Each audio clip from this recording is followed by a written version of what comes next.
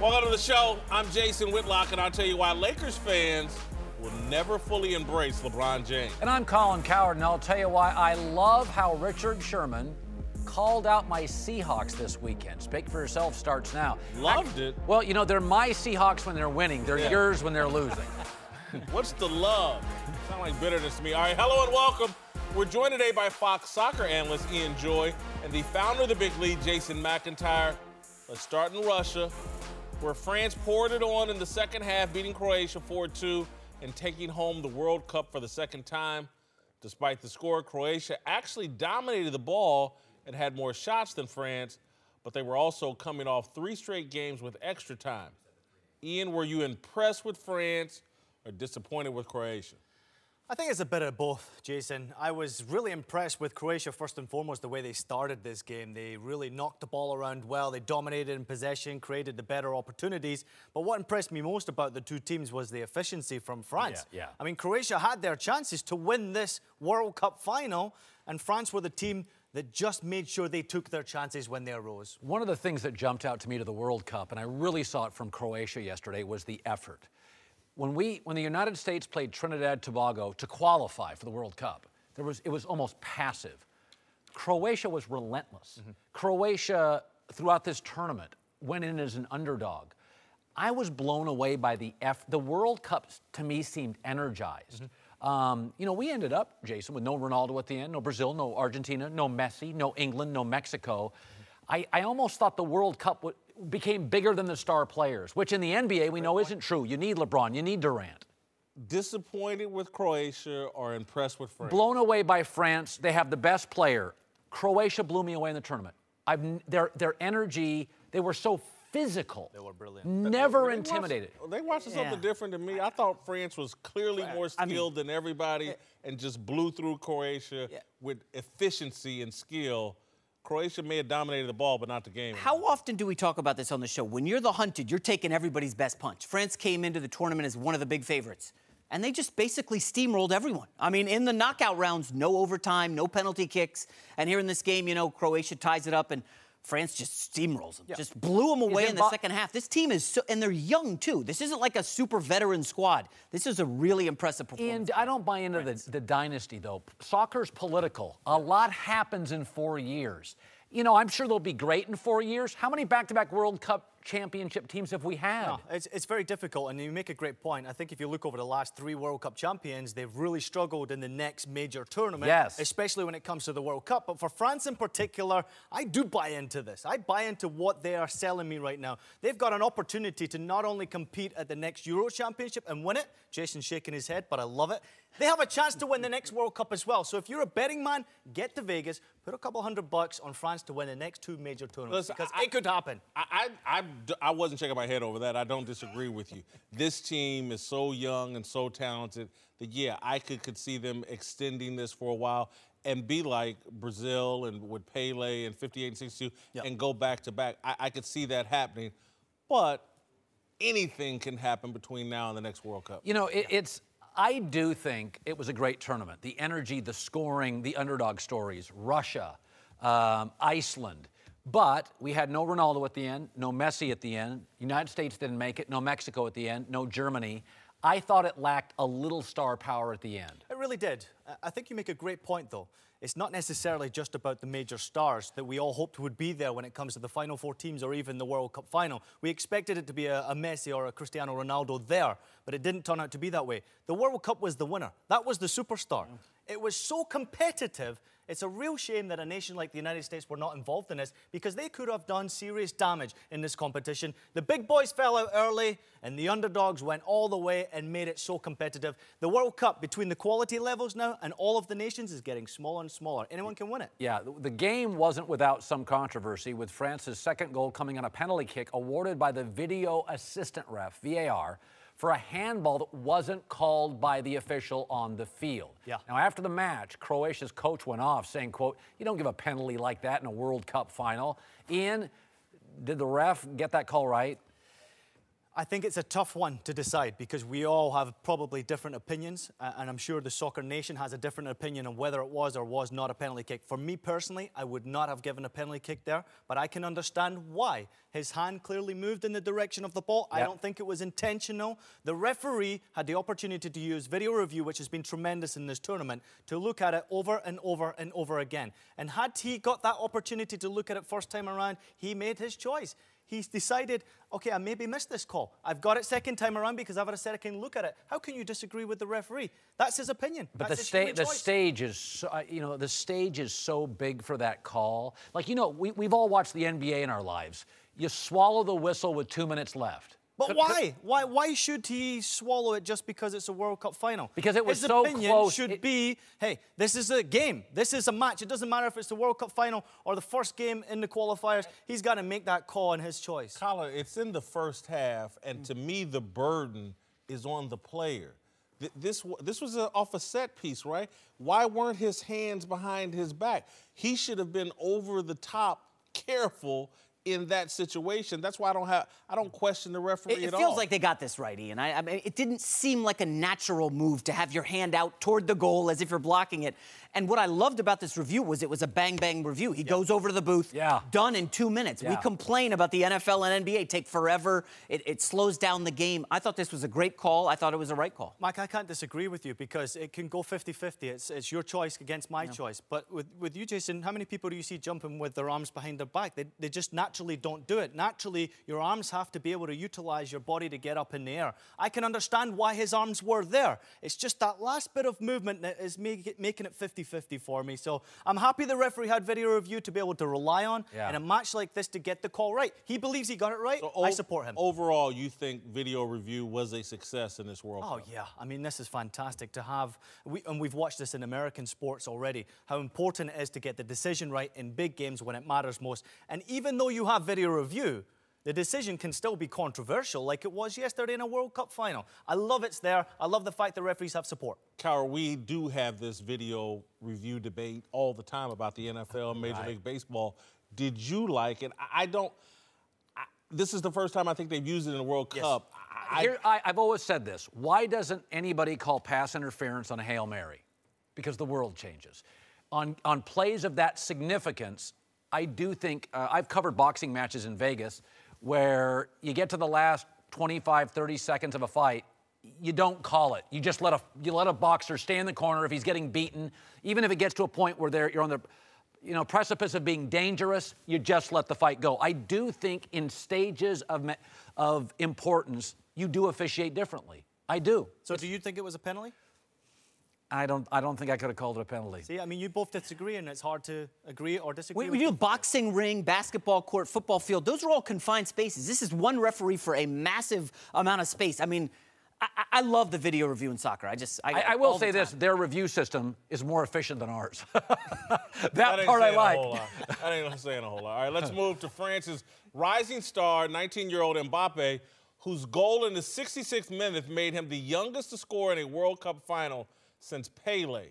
While Mbappe is already a star in Europe, this tournament has brought him to the attention of the world. Ian, is he the next global superstar in soccer? Yeah, he's not the next one. He already is the global superstar because this tournament provided him that platform, and it has done for many generations. The World Cup is the main stage where if you are a superstar in soccer, you have to be able to turn it on. We were crying out when Messi disappeared, when Cristiano Ronaldo disappeared, and Chicharito for the Mexican national team, whoever the superstars were, they all fell by the wayside. This kid took his game and his superstardom to the next level. Not only did he showcase what he has as a potential superstar going forward on the field and winning trophies, he showed us that his celebrations are awesome, he's got style, he is what kids should be looking up to, and he's a great boy. He's got a great attitude. Obviously, he's got tremendous burst. What else blows you away with him?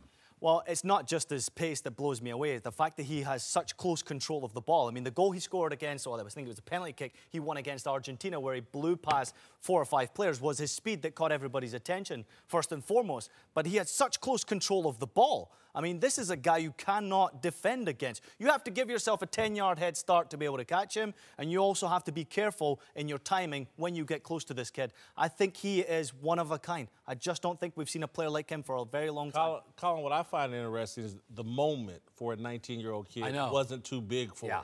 And again, he's obviously got more talent than Freddie Adu, but we've seen American kids fold under the moment gets too big, and they're not the same. And that's where I wonder, Ian and anybody here at the desk, will he be able to sustain it? Because now that you're an international superstar, the pressure, the celebrity, the distractions, all of that comes to fruition and to the table at a level unprecedented right now because of social media and everything.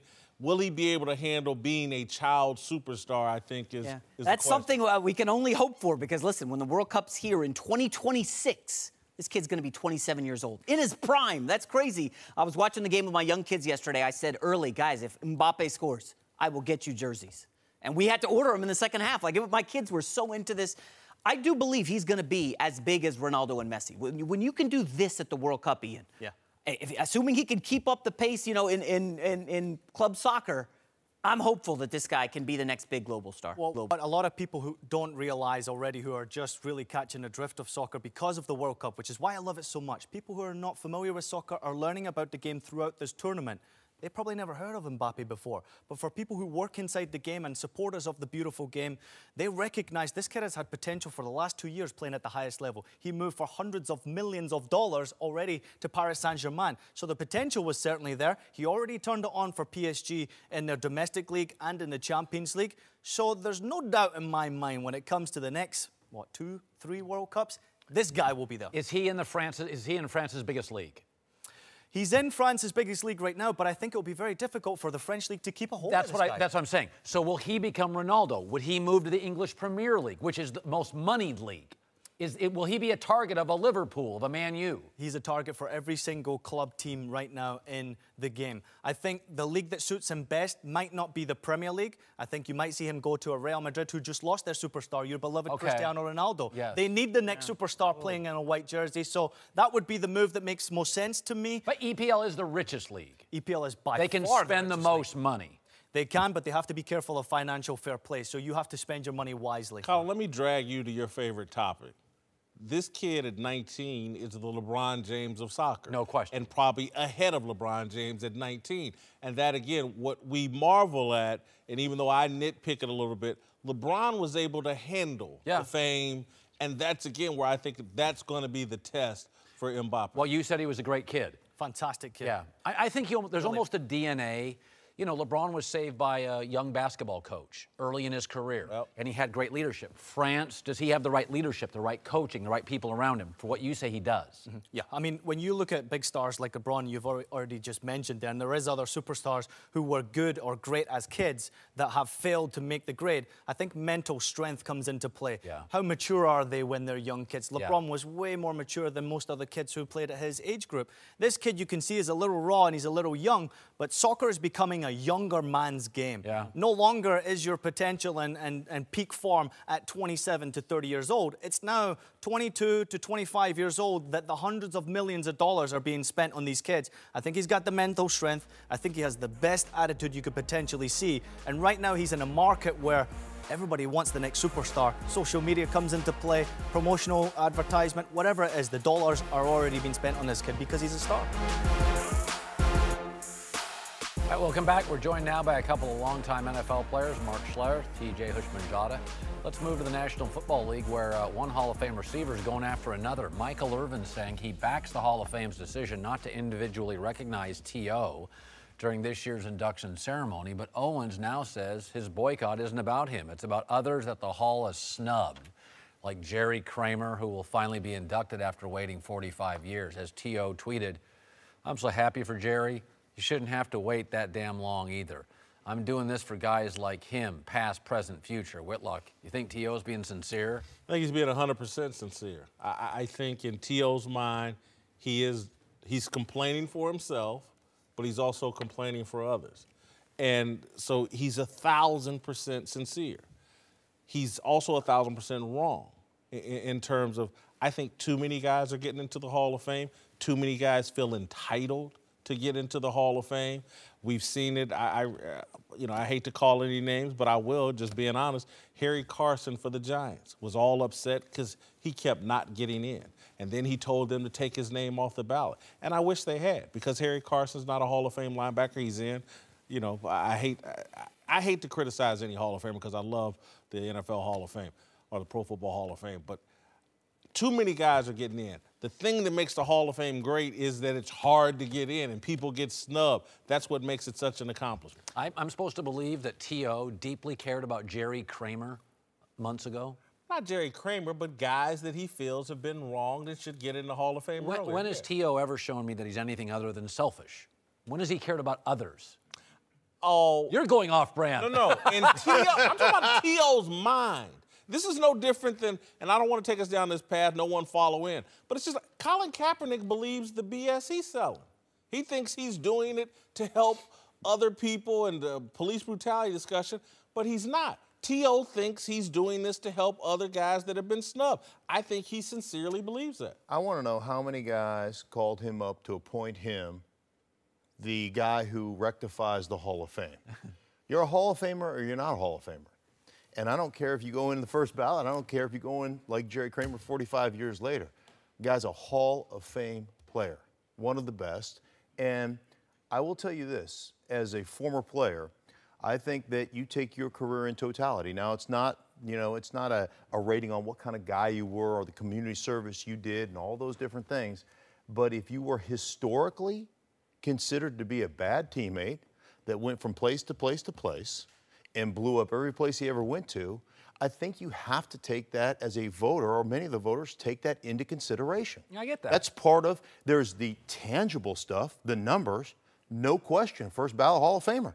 No question. Then there's the intangible stuff. Can't stay with one team, blows every team that he's on up at some point, and didn't win any championships.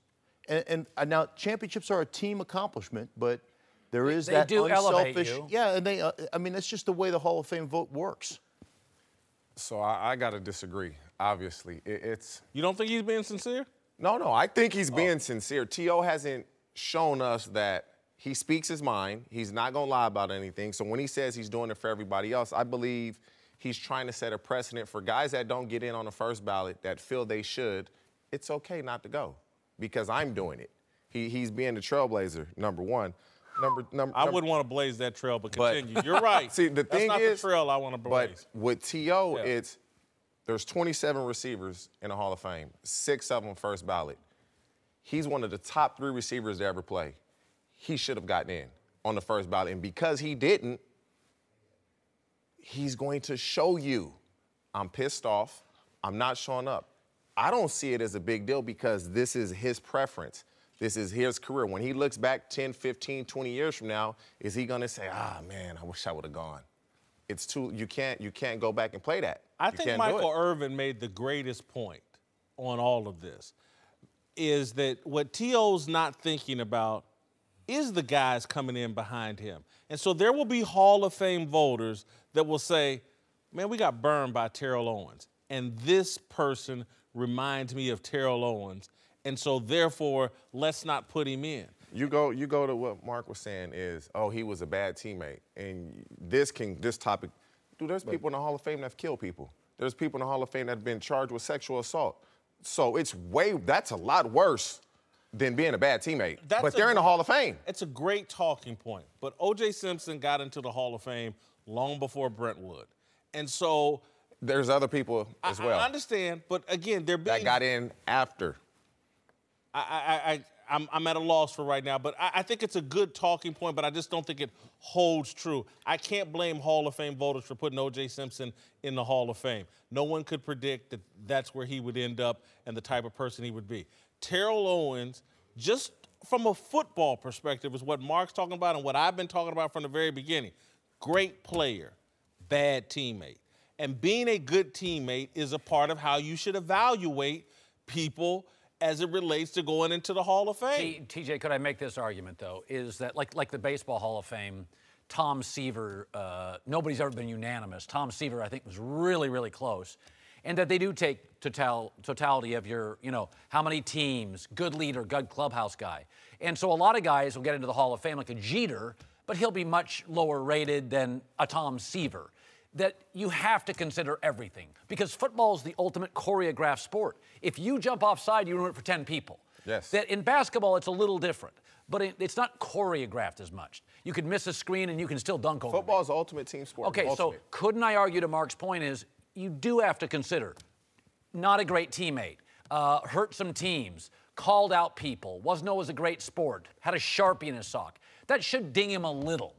A little. It is part of the team, right? Yeah, out of the 48 guys that voted, you need 39 votes to get in. Ding him a little. 45 voting yes. That's what should have happened. And I'm not saying I agree with him. I'm not going to go into the Hall of Fame. And I wasn't a kid growing up that wanted to be in the Hall of Fame. I played 1 year of football before I got to college, so that wasn't my goal. Oh, I want to be in the Hall of Fame. I never saw it that way. But I know, when we discussed this last week, my generation of receivers, they all wanted to emulate and be like T.O.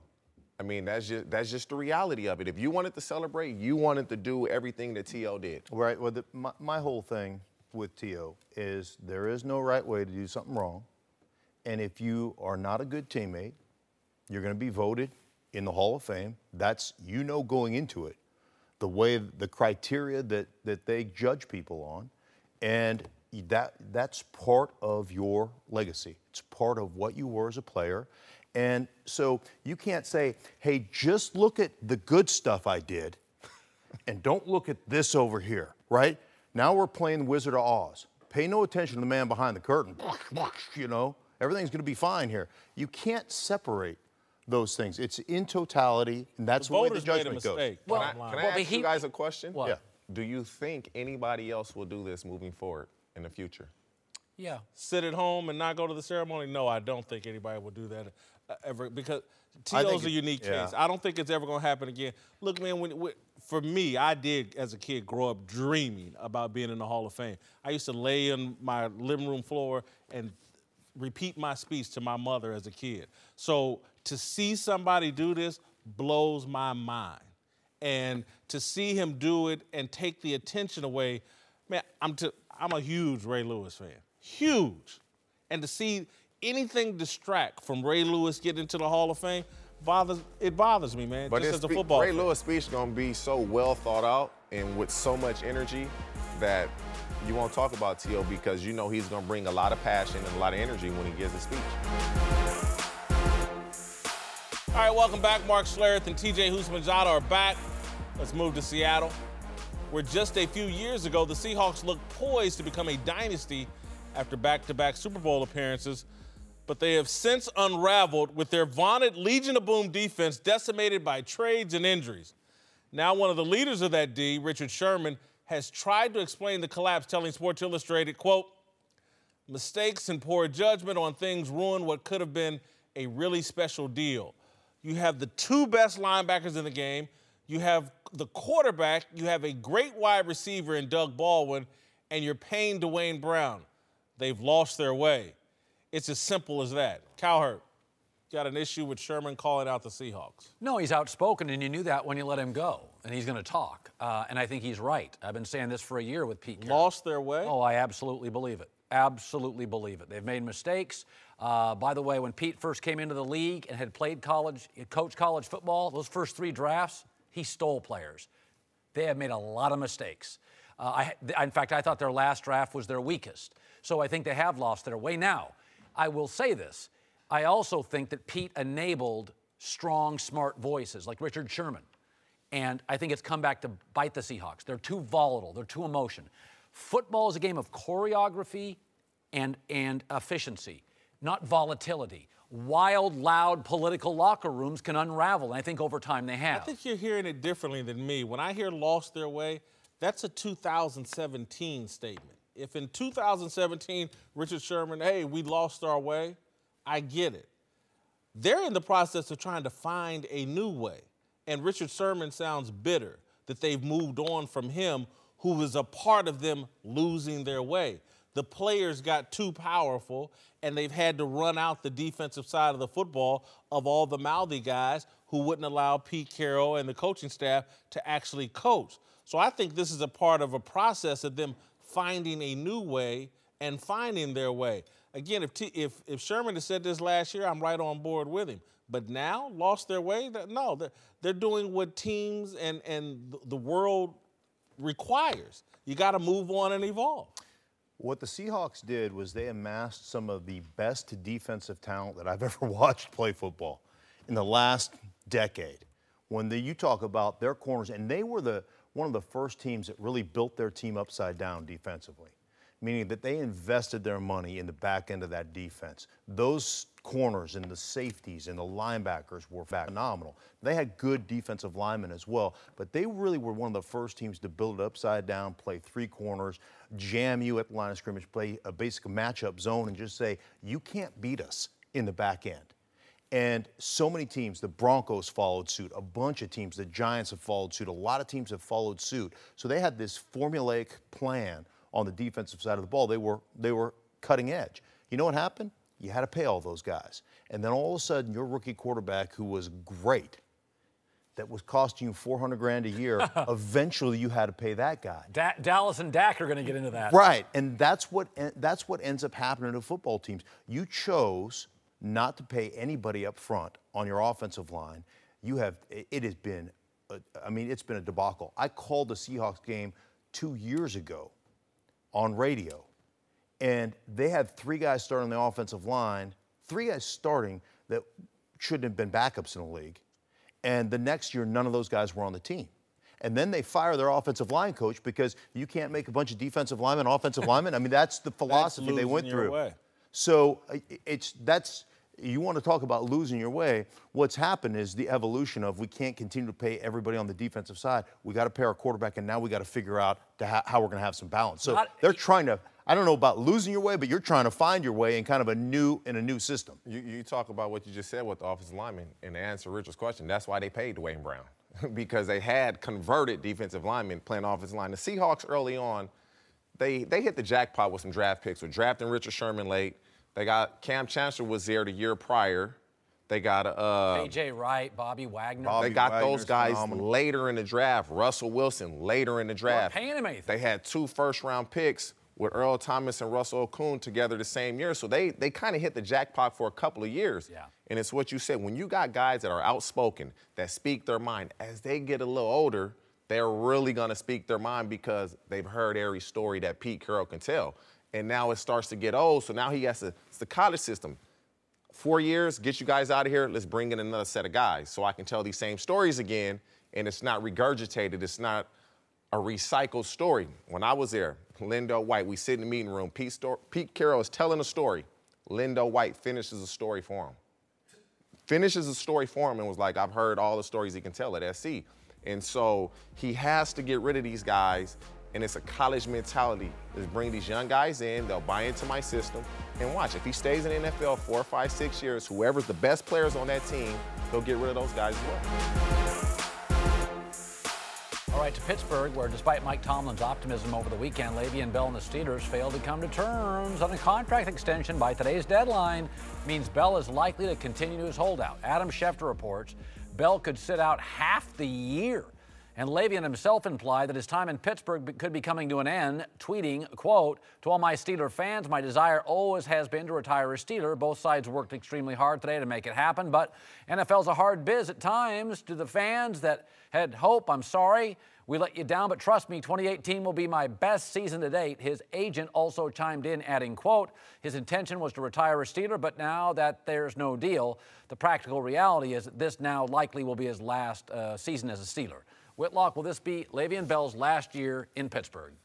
I think so, because I just don't think you can keep going back to this negotiating table with neither side satisfied and then continue the relationship. I think for Le'Veon Bell to get what he feels he deserves, and I don't blame him, he should be in charge of what he thinks his value is and stick to those principles. I do believe this is his last year in Pittsburgh. I think when he shows up to camp, when he shows up to play, he's going to play at a high level, and it's going to be all about getting the hell out of there next season and going to the highest bidder. This is really complex. He led the NFL in carries. We all know what happens to running backs who carry the ball that many times.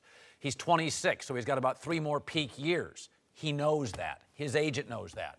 But the Steelers have world-class receivers, a Hall of Fame quarterback. They draft well on the offensive side of the ball. They have a veteran head coach. They have 2 Pro Bowlers in the offensive line, and they're like, we got a lot of weapons. This is one of the hard ones. I totally get where Le'Veon Bell's coming from. But I would say this. I know players don't like the franchise tag, but in the last couple of years, he's made about $25 million. That is easily the most of any running back. Now, it's not like he's the 32nd. Like Aaron Rodgers right now is wildly underpaid.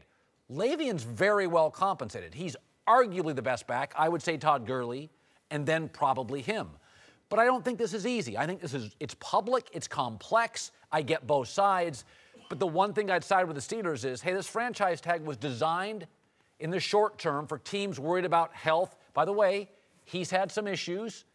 The Steelers are right to say, listen, man. Hell of a player, man. Yeah. Oh, no, he is a great player. But he's not without some baggage. And we're going to make you the highest paid back, but you come with some baggage. I think here's my biggest issue. And I understand how the running back position has been devalued. And it's been devalued because of injury issues, as you mentioned. But I think the bigger thing for me is that you look at the college system.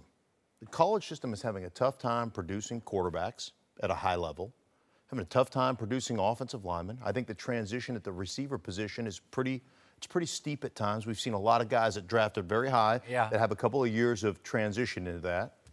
I think the running back position is one where, hey, a pitch is a pitch, zone is a zone. And we've seen first-rounders in Ezekiel Elliott have great success right off the bat. David Johnson with Arizona, success right off the bat. Alvin Kamara right off the bat. What was he, 3rd or 4th rounder? You know, Hunt in Kansas City. That's a good point. Right off the bat. Like, we're seeing a lot of running backs come right into the league and going, that guy's pretty good right off the bat. And we're like, are we going to really invest this much money in a position That's a really good point. That gets hurt all the time? Man, Le'Veon Bell is a monster. Now, he's a freak show now. He's a monster. He'll get out there and catch the ball like a receiver. He'll run a route like a receiver, but he's a running back. If the Steelers don't feel he's worth what he's asking for, take the franchise tag off of him and see what he's worth on the open market. I believe this will be his last year in Pittsburgh because if they couldn't come to a deal in the last 2 years franchising him, somebody is going to give him what he wants on the open market. Me personally, I love football. I watch football. Every game that comes on, I'm watching it. Le'Veon Bell is an absolute monster. He's good. He's quick. He's quick in space. He'll run you over. He'll outrun you. You can flank him out. He had 80-something catches last year. I've never seen. And he's 26. And I played a long time, and I've been a part of the media now for 18 years. I have never seen a more patient running back and a guy that was able to set up his blocks better. Like, he is an offensive lineman's dream. You have guys mimicking the way he runs the ball, and he's only 26 years old. But again, like I said, I think the NFL looks at it like, yeah, but you're a running back. You made a hell of a point because I think about how good I think David Johnson is when he's healthy and on the field. But in terms of, and you know, fans buy tickets regardless, but in terms of a running back that I just like would pay money to go see play, there's really only been 2 in my lifetime, Barry Sanders and this dude, where their running styles are so unique and so exciting to me that it's worth the price just to see those guys play. One of 2 players. I got up off the bench twice in my career. I'm a big, fat offensive lineman to watch the other offense play. One was to watch Barry Sanders run the ball. As soon as we got done with our sideline meeting, I'm up because I want to see him. The other guy was Joe Montana. He just made it look so It'll be interesting if he holds out any games, how the Steelers look offensively, how their run game is. He was out for the first couple of weeks, and D'Angelo Williams was leading the league. He did well. See, that's what I wonder. Not only is there's no scarcity at running back, secondly, you got a lot of weapons. Welcome back. We're joined now by NBA champ Dante Jones, founder of the Big Lead Jason McIntyre. We moved to LeBron James. showed up to the Lakers Summer League game over the weekend. I was just fascinated with the video. It's ridiculous. I just watched it over and over and over. Guy in shorts, showing some team spirit, purple and gold, but that might not be enough to overcome some Laker fans' hesitation about embracing the king. New York Times explains, quote, a strange phenomena is playing out with a subsection of Lakerland as hardcore fans of Kobe Bryant cope with a new and apparently uncomfortable reality. James, their longtime nemesis, is suddenly the face of the franchise. Whitlock, you think Laker fans will ever fully embrace LeBron? No, and I don't think so because look, he and Kobe were rivals. And I think Laker fans, a significant portion of them, bought into that rivalry. And so show me when a great player has ever, toward the tail end of his career, moved to a team that saw him as a rival and gets fully embraced. I think he's going to be held to Kobe's standards of he needs to deliver multiple championships, and he's not going to do it.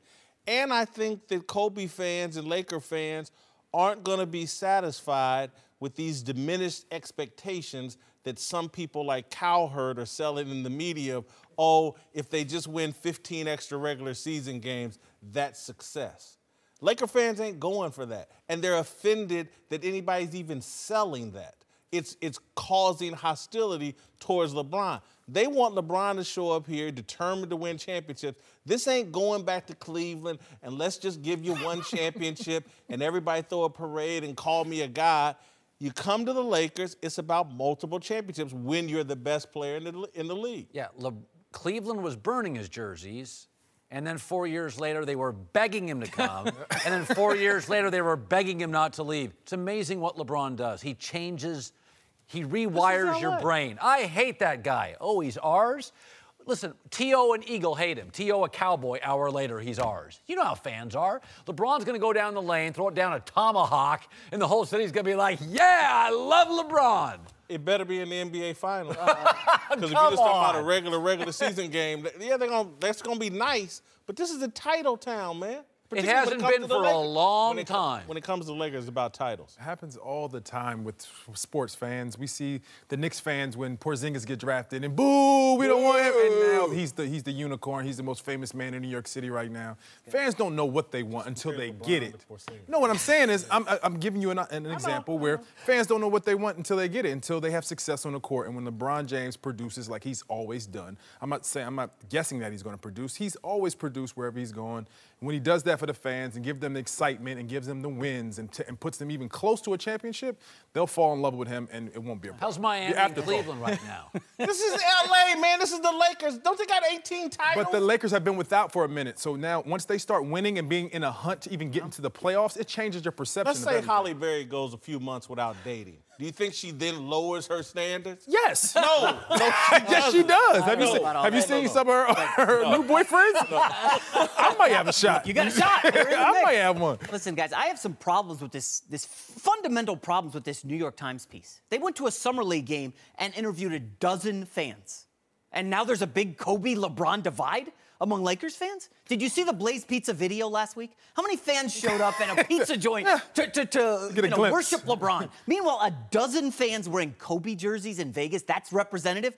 This is just a bad job of journalism. There is no divide whatsoever, Whitlock. I mean, listen, I've been a Jets fan forever. If Tom Brady, rival of the Patriots, was available and he can come to the Jets, they will take him in a heartbeat. Do you not understand what we're saying? And again, just because you scream it don't make it right. Do you not understand the difference between the Jets and the Lakers? 18 titles versus 1 Super Bowl. What people's expectations. Happiness is all contingent on expectations. And the expectations for LeBron are already enormous. You match it with the enormous expectations of Laker fans where you got Jack Nicholson and all these superstars sitting courtside in front row.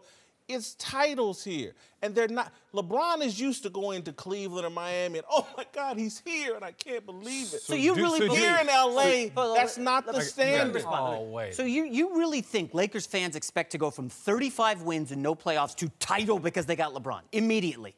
That's not how life works. They were patient when Kobe had his down. Like that in life. But again, if I had said the word immediately, I would understand you holding me to that standard. Okay. My position last week and this week, LeBron James, in order to have this be successful, he needs to win multiple titles here. He signed a 3 or 4 year contract. He's supposed to be here for 4 years. I'm saying he needs to win 2 titles.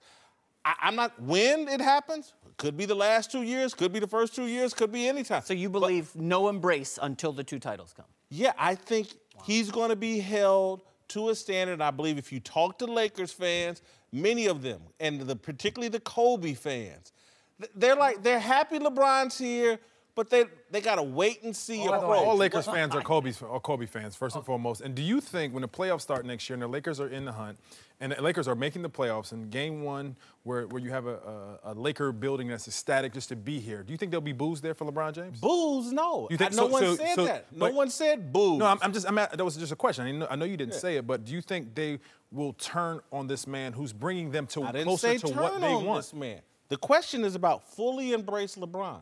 And no, until he wins 2 titles, he will not be fully embraced here.